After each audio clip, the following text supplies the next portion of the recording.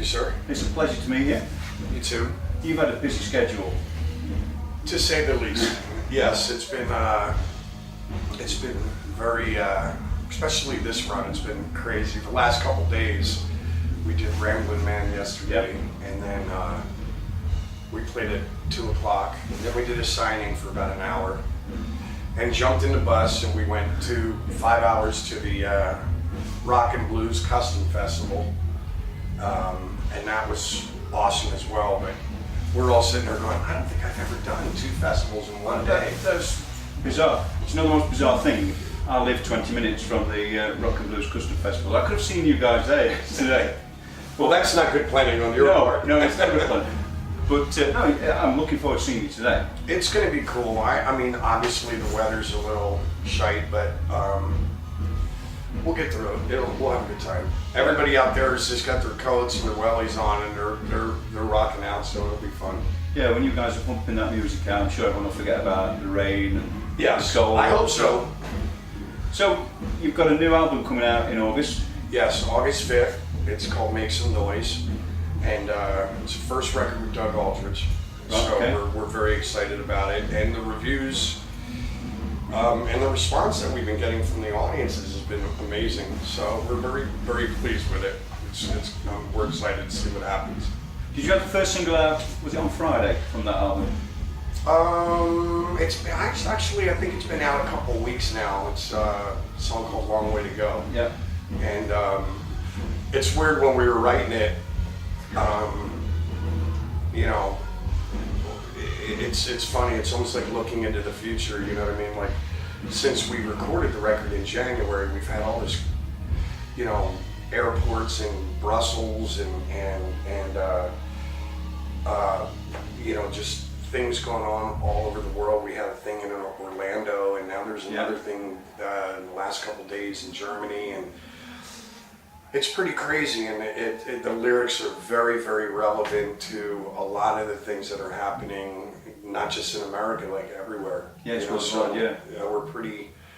I don't want to say pleased, but hopefully, you know, not that a song can make a difference, but you know, I guess the thought in the song is just like, you know what, I know that everybody's, you know, for me personally, the things that irritate me about politics and just people in general is some people have a viewpoint and they're on that side and they dig their heels in, and then you get somebody over here that may disagree with them and they dig their heels in. And I'm finding it more and more impossible for people to come together, not totally in the middle, but they're not willing to go towards the middle and find some sort of happy ground that everybody can live with. Yes. May not be the perfect scenario, but just, you know.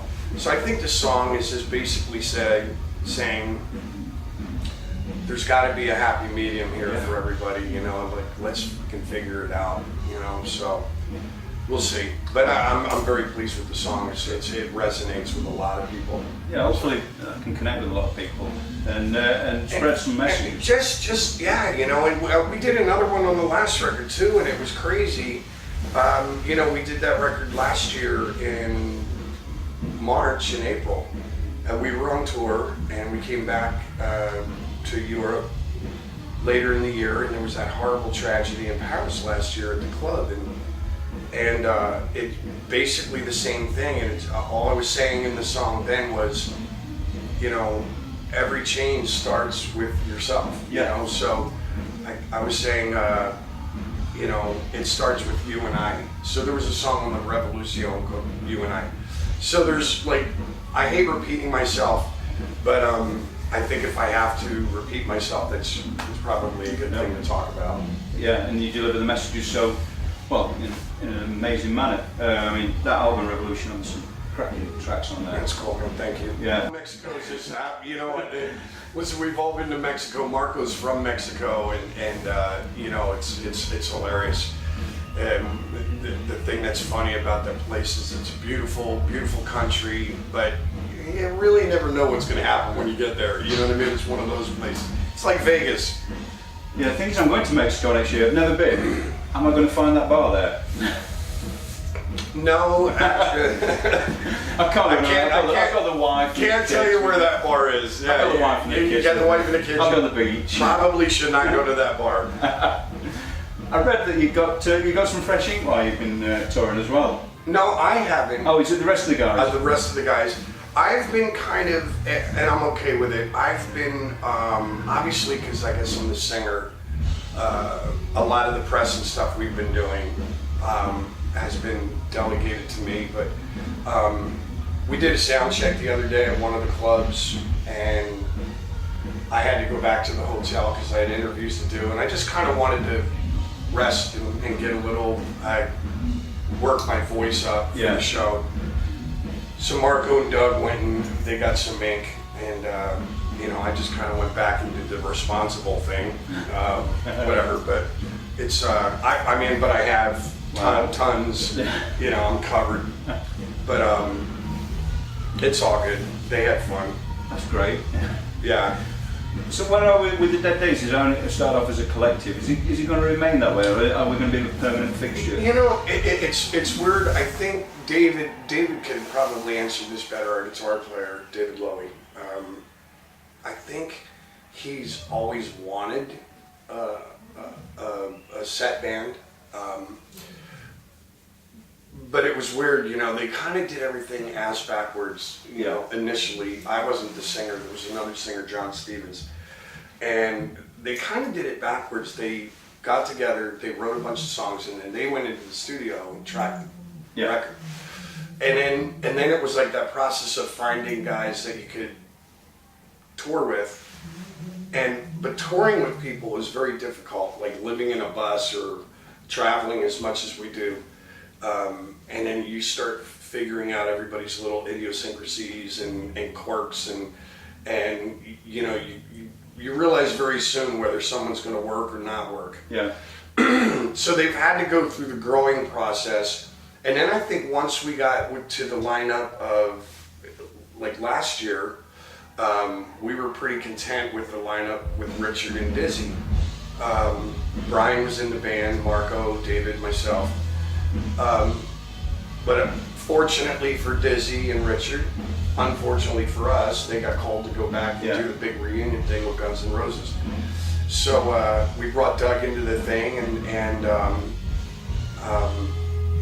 this hopefully is the lineup for a while. Now the other thing though that is misleading, there's a lot of names on the list that have been involved in this thing, and if I can clarify. A lot of those names are just friends of ours that have had to fill in at one point or another for a member of the band. Right. But they're in the family now, you know what I mean? Yeah. One of the things that the Dead Daisies management told me was, because you have to understand, I have a solo band as well. Right. And he said, listen, we do realize there may or may not be scheduling conflicts. We want to avoid it at all costs, but we do realize that there may be times where, Marco has a session or something he has to do, or Brian or whatever. So if that comes up, no big deal. We've all made it perfectly clear that the sum, Dead Daisies, is greater than any one of the parts. Right. So last year, for example, we did a tour with Kiss in Europe, and Brian had some prior commitments. So we were sitting there going, okay, well, we started thinking, let's call Tommy Clifetos from Sabbath. Yeah. Asked him if he was working. He said, no, I got a couple months off. We're like, all right, you want to come out and do a couple weeks with us because Brian can't make it? Yes. So he came out. Yeah. He did some shows with us. And then when the schedule was clear, Brian came back and Tommy went about doing his business with Sabbath. But he's in the list. He's on that long list of things. And so it looks like we've had like 50 members. Right. But it's really just friends of ours. Damon Johnson, we just saw Damon out with Thin Lizzy yesterday. Damon had to fill in for David, our founder, because David wasn't feeling well or whatever his thing was. And so Damon came in and did some shows with Whitesnake with us in America. We had another guy, Dave from Baby Animals in Australia, fill in for Richard right before we went to Australia, probably a week before, Richard rides a motorcycle and he had an accident. He broke his collarbone and some ribs. So Dave came in and filled in. And then as soon as Richard was healthy, he came back. We did the KISS tour, and then we came back to Europe. So a lot of those names are just buddies or pals of ours that are great players. We don't miss a beat because they are as talented as they are, but they're really not members of the band. They're just kind of friends that we know we can call if there's a pinch. You know what I mean? I don't know if that clarifies anything. Yeah, it does, yeah. Yeah, you know what I mean? So this is the band. The band is David Lowy, Marco Mendoza, Brian Tishy, Doug Aldrich, and myself. It's a great lineup. We did the record. We're here on tour. And knock on wood, hopefully somebody else won't get there won't be any scheduling conflicts in the future, so. So I'm looking forward to seeing you out there today in the rain. But also, I think you're extending the tour a bit further in England. We are doing, we're going to August 8th this trip. Well, we're doing England now, we're going back to Europe, and we finish in Switzerland on August 8th. August 9th we fly to America, and August 10th we start with KISS in the States. After that, we do a headline show in LA, then we go to Japan, South Korea, we do the KISS cruise, and then we come back here in November and December with The Answer. Right. Yeah, so we have an amazing time. Yeah, we're going right now till December 22nd.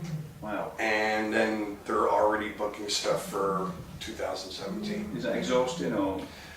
It does get a little. Yesterday was tiring. It was a long day. I'm vocally a little beat up today. I was going to ask about that. You're doing 3 shows in 2 days. Yeah, in probably let me see. We started at 2, so in about 26 hours, I've done 3 shows. That must be a record, I think. I don't know if it is or not. I'm looking that up. I don't know if it is or not, but it's the weather over the last week or two has been spotty. Yesterday was beautiful though. It was a great day, but we've had some rain in Poland and one of the Czech shows, and it's been a little chilly, so I have to kind of baby myself now. Get on the bus and do some warm-ups, but it's all good. Well, it's been an absolute pleasure talking to you. Thank you for having me. Really do appreciate your time. No worries. So I'm looking forward to getting out there and seeing you play. It's gonna be fun. You'll honestly, it's just 5 really good friends. We've all known each other for 20 plus years, and it's like a boys club. You know what I mean? It's just really, it's an odd band. A lot of people look at it and they go, what's this all about? But it really truly is a boys club. We're all just friends, pals that all love the same music. And even if we weren't doing this, if we all lived in the same city, you'd probably find all of us together at a pub, drinking a pint, watching American football or some sports thing. So we're just pals. It's awesome. It's really cool. It is, yeah, and it helps that you're all great musicians as well. Well, it doesn't suck. You know what I mean? Like I still to this day I get on stage and we'll be playing something and Brian will do some crazy drum fill and I'll just turn around and look at him like I'm truly blessed, man. I just get to stand there and look like the emblem on the Mercedes, Those guys they're pretty badass. I gotta admit it. It doesn't suck standing in front of these guys. It's cool. Does it? Just one last point. I know you've got to get up. No worries. One last. Is it difficult adapting as a musician? So one week you're on your solo enterprise, and the next week you're with the Dead Daisies, and same for the other guys coming in. Is it something you adapt to quite easily? I think, we're just kind of all on the same page and we just said, hey, we look at, if you were to ask any one of the guys in the band influences, there's definitely going to be some influences that cross over and intertwine, like Zeppelin, the Beatles, Queen, just the classic stuff. So getting into a room with these guys, somebody comes up with a riff or something like that, and we're all kind of on the same page. It's weird. Yeah. Like I was just saying earlier, last record and this record, we literally went into the studio with nothing. we brought Doug in. We didn't have one finished song because we had been touring the whole time. Right. So we got in, we started throwing riffs in, and we wrote, recorded, mixed, and mastered this record in a little over a month. What, Revolution? And this one. Oh, right, yeah. Yeah, so it just goes to show you the caliber of Yeah. musicians that I'm blessed to stand in front of. Yeah. But the shortage of ideas is, it's like, or there will never be a shortage Yeah, of ideas. We actually had too many songs. We actually wrote in 10 days, there was like 22 ideas. Wow. And Marty kind of was like, okay, these are good, but they don't fit with the, so let's put these over here. And so it's, again, it doesn't suck. You know what I mean? Amazing. It's pretty cool. That's great. Yeah. Well, thanks again. I really do appreciate it. All right, brother. And good luck out there. Yeah, I think I'm going to need some wellies. Yeah, waterproofs. Yeah.